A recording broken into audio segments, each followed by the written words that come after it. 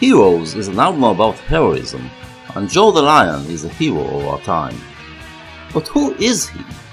Well, the chorus tells us that he is made of iron, so we are talking about a tough character, a badass who can take a lot. Joe's iron-hardened nature is immediately represented to us through Robert Fripp's metallic guitar that roars like a revved engine, and with the help of Alomar's driving riff, dominates the track and sounds like it can cut through anything. All that's left for Bowie is to howl the lyrics and glorify this hero. But who is he singing about?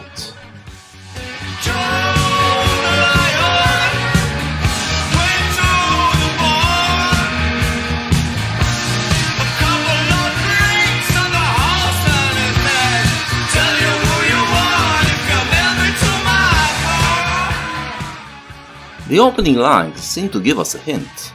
It appears that he is singing about Chris Burden, a performance artist who became famous in the 70s for his shocking pieces in which he put himself in danger and went as far as intentionally injuring himself.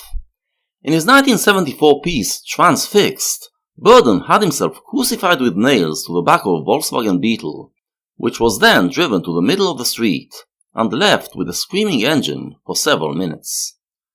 Many criticized it as pseudo-art, but Bowie appears to be lionizing him, praising him as an artist who is willing to suffer for his art. Indeed, he is made of iron. On second look, however, it seems that Bowie is once again singing about himself. His interpretation of Joe's art is that it will tell you who you are. In other words, he understands Burden's shocking pieces as being aimed at presenting a mirror image to humanity, through which it can see its dark sides. This is what Bowie has been trying to achieve throughout the 70s as well, so Joe the Lion is apparently a combination of Burden and himself.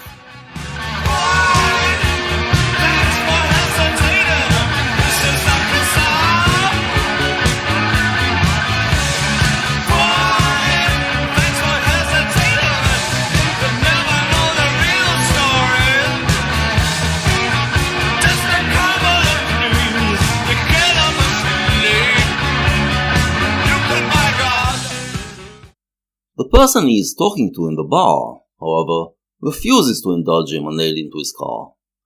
Human society doesn't have the stomach to look into the frightening mirror image that artists like Burden and Bowie present to it, and so it will never know the real story. It will remain ignorant. The price, says the artist to that person, is that you will now be doomed to a boring routine life of nothing but sleeping and getting up to work, with just a couple of dreams to sustain you. You could have been more. You could have bought God, but you prefer to remain in your little safe existence. It's Monday. We slither down the greasy pipe. So far so good, no one saw you. Hobble over any freeway. You will be like your dreams tonight. You get up and sleep.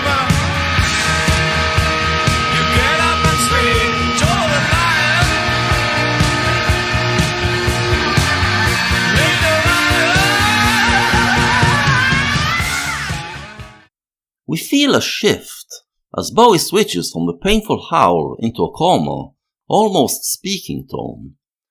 The artist continues to describe the life of his unfortunate counterpart, and it kind of reminds us of the way Bowie described the life of the Peopleoids in Hunger City, with Halloween Jack having to slide from his apartment down to the street. He describes this regular human as someone who wakes up to a week of work on Monday morning, skulking through the streets in hope that no one will notice him since he hates human company, and getting drunk at nights to imagine he's living his dream. He sings calmly and assuredly, sympathetic to that person even as he tears his life apart, but when he gets to Joe the Lion made of iron, the howl returns.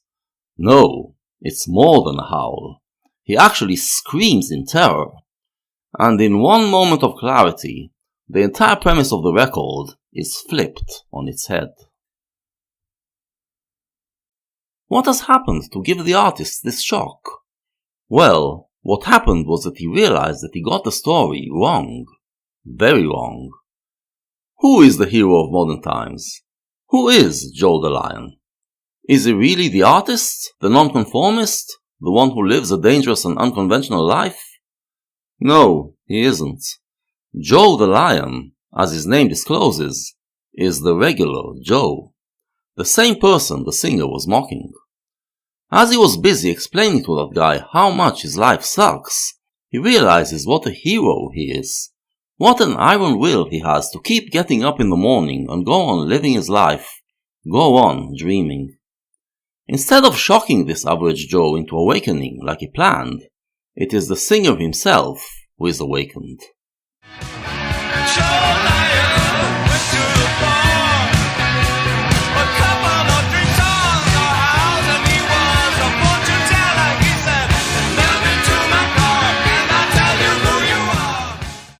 The artist now realizes that while he thought he was playing society's mirror image, it is actually the average Joe who is his mirror image, as he too spends his life getting drunk in bars and dreaming that he is doing something heroic. The artist is also called Joe the Lion in this record, but that's not because he is doing something special, but rather because he is not that different from the average Joe.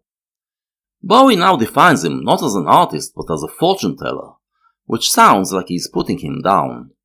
The artist thinks he is showing us some truth about our existence, but he is no more right than any fortune teller you meet in a bar.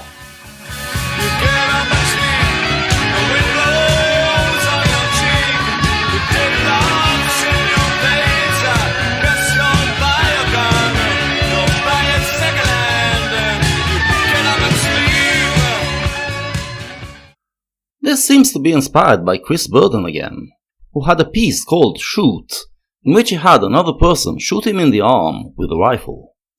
But it is aimed at the regular Joe. Once again, he presumes to tell his counterpart what his life must be like, and the gun reference seems to suggest that the average Joe thinks of shooting himself, and ending this unbearable routine he is stuck in. But he knows he is wrong, because this is simply not the case. The fact is that the average Joe does not put a bullet in his own brain, and does not nail strangers to cars even if he has the chance. He is a basically decent person, who finds ways to be happy even in his mundane life.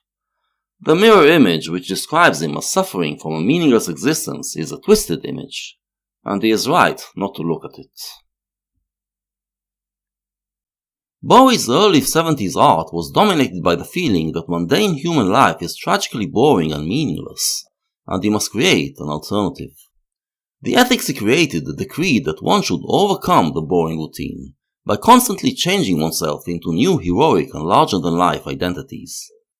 He began to doubt this way of life in his album Station to Station, and in Lust for Life, he and Iggy Pop came to the realization that average human life is actually a basically good thing. Joe the Lion puts it all together. The life of the regular Joe is actually okay, while the outsider is the one who lives a tragic existence.